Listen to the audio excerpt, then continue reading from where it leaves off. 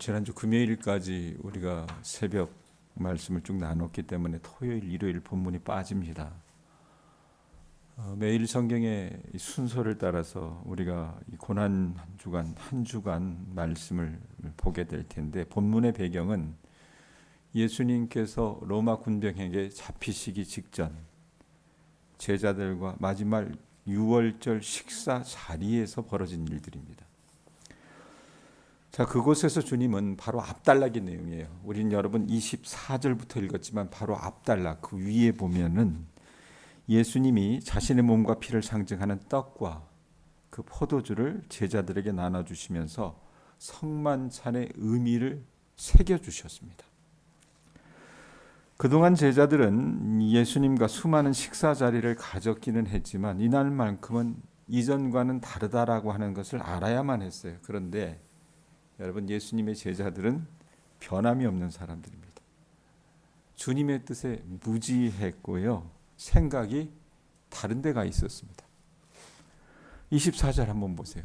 이들의 생각이 어디에 가 있었나 보세요. 뭐라고 얘기합니까? 또 그들 사이에 그중 누가 뭐하냐 크냐 하는 다툼이 난지라. 예수님의 제자들은요, 예수님이 예루살렘 성에 입성하시면, 예수님 그 당시엔 여러분 굉장히 유명 인사였다니까요. 주님이 입성하시면 자신들이 예수님의 핵심 측근으로서 이제 그가 메시아로 이 땅 가운데 하나님 나라를 건설하면 자기가 그 나라에서 한 자리 차지할 거라고 하는 꿈에 부풀어 있었어요. 그러면서 서로 좋은 자리 차지하고 싶은 마음에 티격태격 다투었던 겁니다. 이런 욕망으로 가득 차 있던 제자들에게 예수님이 이들의 어떤 통념을 허무시는 하나님 나라의 새로운 질서에 대해서 말씀해 주시는 것이 25절 26절이에요. 자, 보세요. 어떤 단어가 중요한가? 예수께서 이르시되 이방인의 임금들은 그들을 어떻게 한대요? 주관하며 그 직분자들은 은인이라 칭함을 받으나 너희는 그렇지 않을지니 너희 중에 큰 자는 젊은 자와 같고 다스리는 자는 뭐하래요? 섬기는 자와 같을지니라. 이 말씀에 여러분, 우리가 이 말씀 많이 들어봤어요. 사실 섬긴다라고 하는 그 표현, 고대 근동에서 지금 예수님이 말씀하시는 이 논지가 여러분 얼마나 파격적인 이야기였냐면, 고대 근동에서 임금들 곧 왕들은요 어떤 존재였냐면 신으로 여겨졌어요. 신으로. 그러니까 로마 황제들은요 자기가 왕인 동시에 곧 뭐였습니까? 하나님이라고 생각을 했어요. 백성들이 그렇게 여겼습니다. 그랬기 때문에 어때요? 자기 마음대로 나라를 떡 주무르듯이 주무를 수 있는 겁니다. 그래서 폭군처럼 행세하고 그 나라를 주관하고 다스렸다고 말입니다. 자, 이렇게 임금들은 백성들을 좌지우지하며 지배자, 곧 권력자의 위치에서 가끔 가다가 그들 마음이 동하면 오늘 말씀에 있는 것처럼 뭐라고 그래? 집권자들은 은인이라 칭함을 받으나. 이게 무슨 뜻입니까? 가끔 자기 마음에 동하면 은혜를 나누어 주었기 때문에 은인, 이게 은혜 은자의 사람 인자예요. 그러니까 은혜를 베푸는 사람이다. 가끔 가다 자기 마음이 동하면. 그래서 은인이라 불렸는데 예수님은 여러분 어때요? 그게 아니라고 얘기하시는 거예요. 야, 내가 1등 할래. 아니야, 내가 1등이야. 내가 총리 돼야 되지 않겠어? 야, 너는 국방장관 해. 이런 제자들이 티격태격하고 있었는데 주님이 그들의 사고를 어떻게 해요? 완전히 뒤엎으시는 거예요.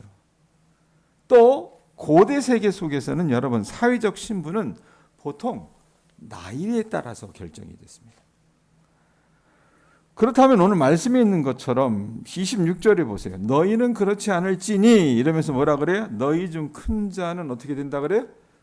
젊은 자와 같고, 여기 젊다라고 하는 것은요 어리다라고 하는 뜻이에요. 예? 여러분, 나이 순서에 따라 결정이 되었는데, 그렇다면 큰 자는 젊은 자와 같을 수 있어요, 없어요?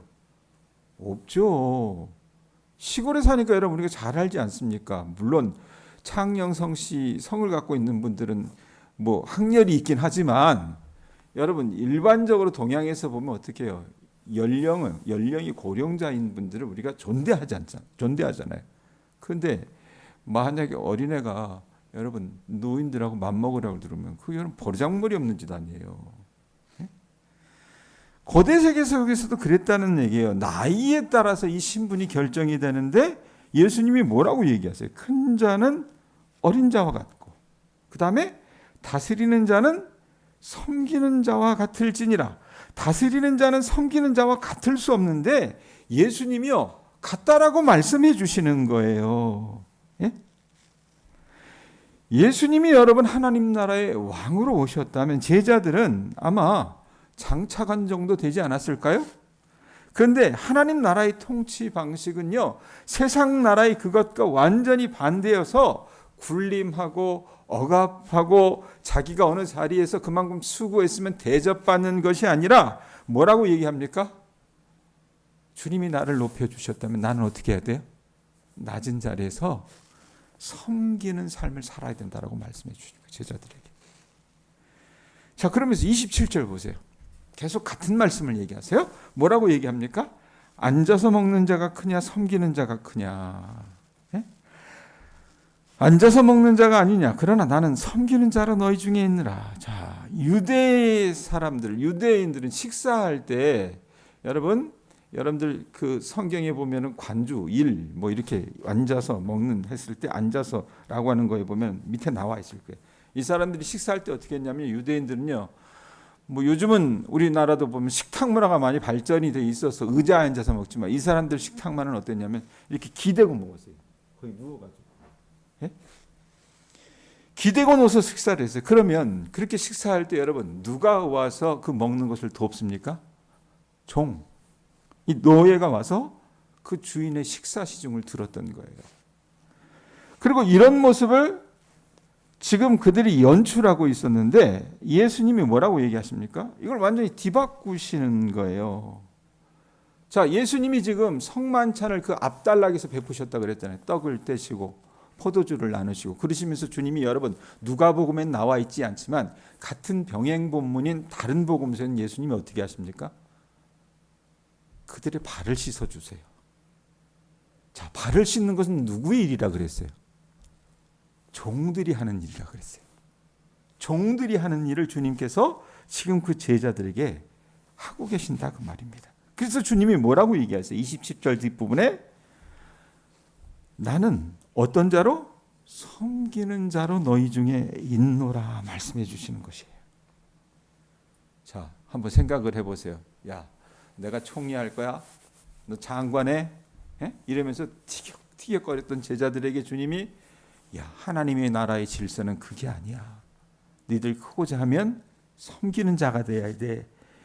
이런 말씀을 계속 얘기해 주시면서 주님이 시전으로 종이나 하는 그 일, 그 제자들의 발을 씻기는 모습들을 보니까 제자들이 여러분 어떻게 생각을 했겠어요? 아마 어리둥절하지 않았겠습니까? 네? 저만의 상상이긴 하겠으나 제자들이 여러분 다 믿음 좋은 것은 아니어서 어떤 사람들은 아마 속으로 그렇게 생각했을 수도 있을 거라고 생각해요. 이게 뭐지? 내가 그동안 신기루를 쫓았나? 헛수고만 한 게 틀림없는 거 아니야? 이런 생각을 하는 사람들이 있었을 거라고 말입니다.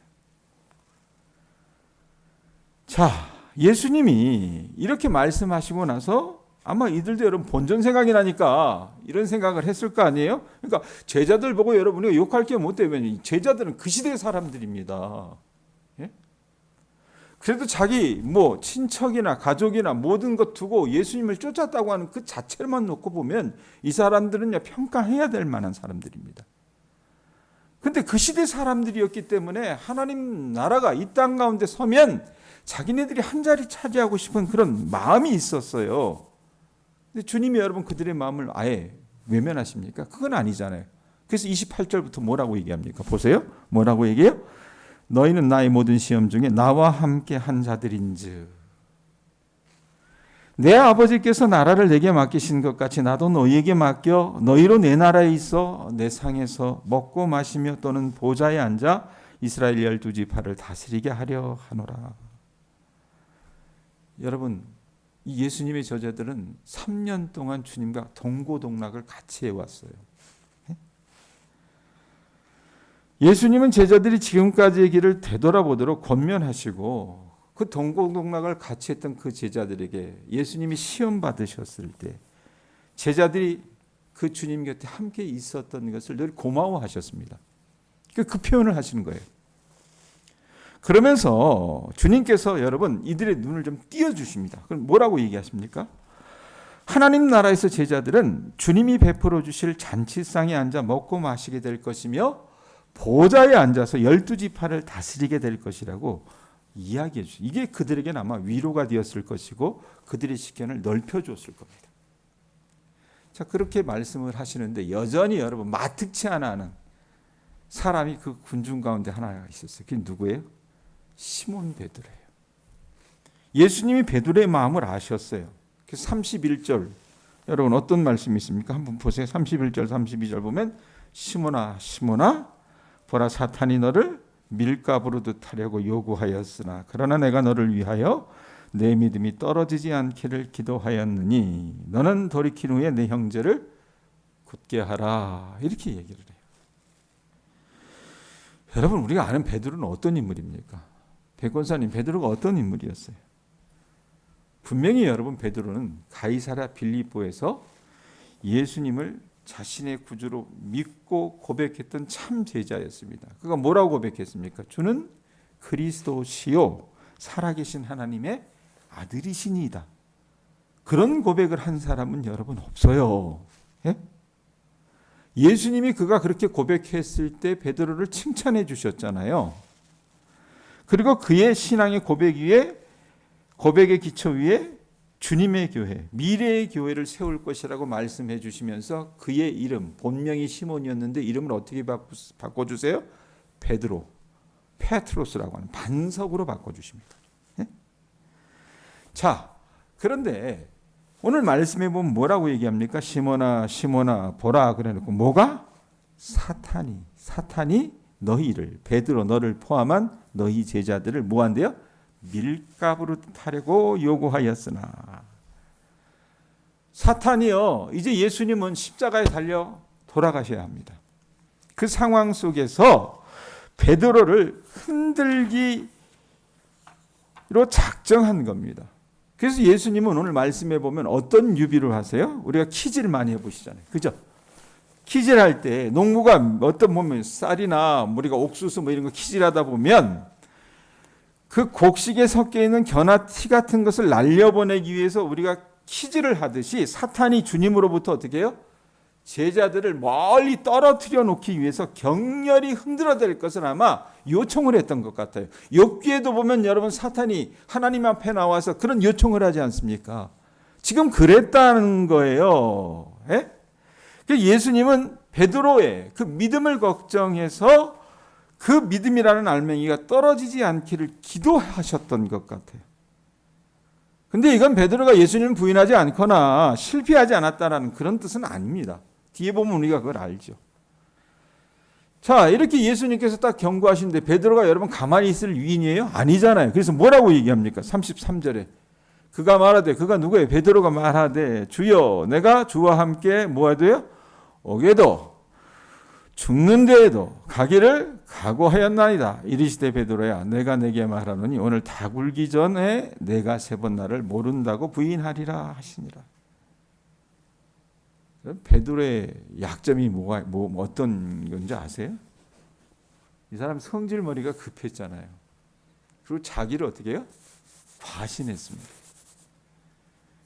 베드로는요 자기 자신을 충분히 모르고 있었던 것 같아요. 그래서 스스로의 약점을 알기 위해 벌거벗은 자신을 대면하기 위해 하나님께서 아마 사탄을 통해서 사탄이 시험하는 이 어떤 여지의 것들을 허락해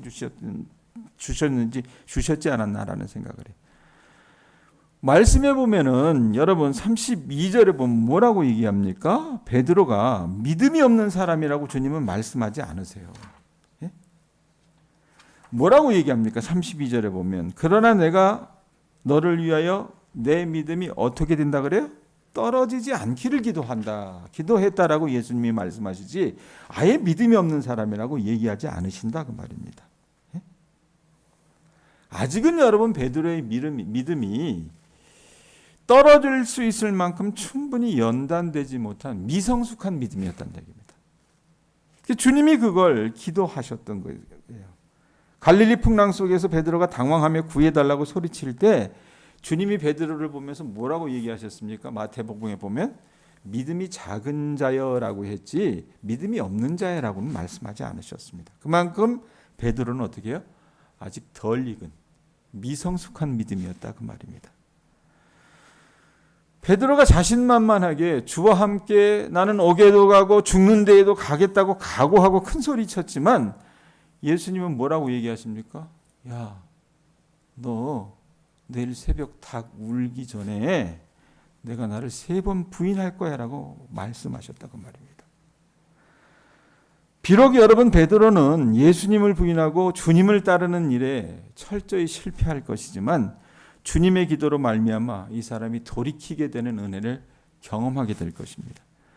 주님은요 우리 베드로를 위해 기도했을 뿐만 아니라 갈릴리 바다에서 여러분 이 사람이 나중에 실패의 낭인이 되잖아요. 그래서 금을 던지고 있던 그 베드로를 친히 찾아가셔서 그의 믿음을 회복시켜 주셨고 그의 교회의 든든한 기초로 세워가셨던 것을 우리는 압니다. 자, 말씀 정리합니다, 여러분. 오늘부터 고난주간 특별 새벽 기도회 우리가 하고 있습니다. 오늘은 그 첫날입니다. 저나 우리 교우들은요 어떤 하나님 나라를 꿈꾸며 사셨습니까? 우리가 이제껏 고생의 밥과 눈물을 먹고 살아온 분들이 우리 가운데는 태반입니다. 말은 안 하시지만요. 다 자기 인생에 이력이 있어요. 자, 그러다가 우리가 주님을 만나게 되니까 제자들에게서 보여줬던 이 한풀이식의 어떤 믿음 생활을 꿈꾸는 사람들이 혹 있을지도 모릅니다. 예? 내가 교회 담임 목사가 되면, 내가 교회 장로가 되면, 안수집사가 되면, 권사가 되면 사람들에게 대우받고 그들을 훈계하며 높은 자리에 앉아 있기를 소원하는 사람들이 여러분 적지 않다고 말입니다. 어제도 제가 예전에 함께 동역했던 어느 목사님과 같이 전화를 밤에 좀 했었어요. 이분이 뮤지컬 극단의 단장이신데 너무 어렵다고 좀 도와달라고 해서 나도 없는데 내 돈을 좀 보냈어요. 그냥 조금이라도 보내고 이야기를 하는데 그 목사님이 저한테 하는 얘기가 뭐냐면 왜 시골 가서 있어요? 그러는 거예요. 그래서 내가 여기 온 거 하나님 은혜예요. 너무 저는 좋아요. 감사해요. 그랬더니 목사님 하나님을 제대로 만나셨네요. 이렇게 얘기하더라고요. 왜냐하면 그 목사님이요. 한때 대한민국에서 아주 잘 나가던 목사였어요. 뮤지컬로. 유준상이 알아요? 남권사님은 아시죠? 예. 유준상이하고 노현이라고 혹시 아시나? 노현이를 데리고 2000년대 초반에 뮤지컬 더 플레이라고 하는 유명한 뮤지컬을 해서 대한민국에서 뮤지컬 대상 7개 부문을 수상한 사람이에요. 그때는 눈에 뵈는 게 없었던 사람이에요. 그래서 지금 코엑스라고 하는 강남 그 삼성역에 가면 코엑스라고 하는 큰 건물이 있는데 거기에서 제일 큰 홀인 오디토리움을 빌려가지고 아주 그렇게 공연을 성대하게 했던 사람이에요. 상도 많이 타고. 그러다 보니까 이분이 어떻게 된 줄 알아요? 기고만장해진 거예요. 내가 이만큼 이 자리에 올라갔으니 누려야 되겠다니 이 생각을 했었는데 그때부터가 어느 자리입니까? 베드로처럼 나락을 경험하는 자리였습니다. 하나님이 그를 철저하게 낮추셨어요. 그래서 그분이 깨지고 돌아와서 예전처럼 화려한 삶이 아닌 철저하게 주님 앞에 겸비한 삶으로 살아가기 때문에 제가 시골에 왜 가 있어요? 그랬을 때 난 이게 좋아요. 하나님께서 주신 은혜의 삶인 것 같아요. 얘기했을 때 통하는 게 있었다 그 말입니다. 그런데 제 안에도 우리 교우들 안에도 가끔가다 여러분 제자들 안에 있었던 누가 크냐라고 하는 그런 다툼이 여러분 존재하는 것은 우리는 부인할 수 없습니다. 때로 목사가 내 마음을 알아주지 못하면, 때로 주변 사람들이 여러분 어떻게 해요? 내가 이렇게 성실하게 열심히 믿음 생활하는 것을 알아주지 않는다 그러면 여러분 어떻습니까? 우리는 서운해합니다. 뭔가 좀 대우받았으면 좋겠다라는 생각을 하게 된다 그 말입니다. 저나 여러분들이나 혹이라도 이런 마음이 조금이라도 있다면 오늘 이 말씀을 좀 기억하셨으면 좋겠습니다. 섬기는 자로 제자들의 발을 씻어주신 그 주님을 본받아서 여러분들이 여러분들의 가정을 세워나가실 수 있기를 바랍니다. 아셨어요? 애도 키워보니까, 우리 아들도 키워보니까요, 내가 아빠니까 내가 너를 위해서 얼마나 수고했는데 이놈아 이렇게 해 하면요, 들어야 안 들어요? 죽어도 안 들어요. 죽어도 안 듣더라고요. 섬기는 자세로 그렇게 여러분의 가정을 섬겨주실 수 있기를 바랍니다. 교회도 마찬가지고요. 아셨어요? 우리 주님이 그러하셨던 것처럼 뭘 그렇게 대접받으려고 합니까? 그냥 주님 앞에서 주님이 하셨던 것처럼 저나 여러분이나 이 교회를 섬겨나가실 수 있는 우리 모두가 되실 수 있기를 바랍니다. 마을 공동체에서도 그렇게 해주시기를 바라고요. 또한 베드로처럼 여러분 우리가 뜻모를 자신감으로 충천해서 사고치고 실수할 때가 더러 많습니다. 그렇게 좌절하고 낙심할 때 베드로를 찾아가서 베드로를 회복시켜 주셨던 주님이 저와 여러분의 미성숙한 믿음을 돌봐주신다는 것을 여러분들이 기억하셨으면 좋겠습니다. 참 요즘 시대 교인들은 웃기는 게 뭐냐면, 안타까운 게 자기가 스스로 믿음의 어떤 늪을 파고 들어가면 나올 생각을 안 해요. 나올 생각을 안 한다 그 말입니다. 베드로처럼 어떻게 해요? 그냥 갈릴리 호수에서 그냥 빈 그물만 던지고 앉아있다 그 말입니다. 그럴 때 여러분 주님을 만나실 수 있었으면 좋겠습니다. 아셨어요? 여러분들을 찾아오시는 그 주님을 만나셔서 저나 여러분이나 회복되고 주님 앞에서 다시 다른 사람들을 견고하게 하는 그런 역할을 감당하는 우리 교우들 되실 수 있기를 주님의 이름으로 축원드립니다. 기도하겠습니다.